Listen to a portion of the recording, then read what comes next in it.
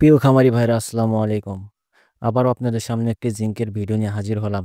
গরু, ছাগল, হাঁস মুরগির জন্য জিঙ্ক খুবই গুরুত্বপূর্ণ। গরু, ছাগল, হাঁস মুরগির শরীরে জিঙ্কের ঘাটতি দেখা দিলে স্বাভাবিক বৃদ্ধি, রোগ প্রতিরোধ ক্ষমতা ও প্রজনন কার্যক্রমে ব্যাঘাত ঘটে। সঠিক মাত্রায় জিঙ্ক খাওয়ালে গরু, ছাগল, হাঁস মুরগির স্বাস্থ্য ভালো থাকে, উৎপাদন বাড়ার চিকিৎসা খরচ কমে। আজকে যে জিঙ্ক নিয়ে কথা বলবো এটি আপনাদের সুপরিচিত জিঙ্ক কেয়ার। এটি বাজারজাত করেছেন এসকেপ ফার্মাসিউটিক্যাল কোম্পানি। জিঙ্ক এর প্রতি ৫ মিলিতে আছে জিঙ্ক সালফেট মনোহাইড্রেট ১০ মিলিগ্রাম, মৌলিক জিঙ্কের সমতুল্য।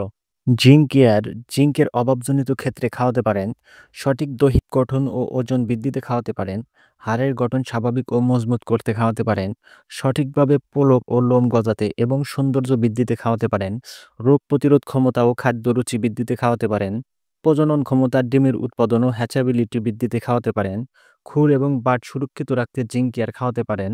এছাড়া ডায়রিয়া চিকিৎসার সহযোগী চিকিৎসা হিসেবে খাওয়াতে পারেন। কৃমিমুক্ত করার পর গরু ছাগল দুর্বল হয়ে যায়, সেক্ষেত্রেও খাওয়াতে পারেন।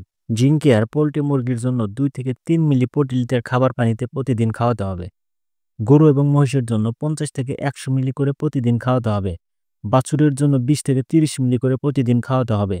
ছাগল ভেড়ার জন্য ২৫ থেকে ৩০ মিলি করে প্রতিদিন খাওয়াতে হবে। জিঙ্ক কেয়ার ১০০ মিলি, ৫০০ মিলি, ১ লিটার ও ৫ লিটার বোতলে পাওয়া যায়।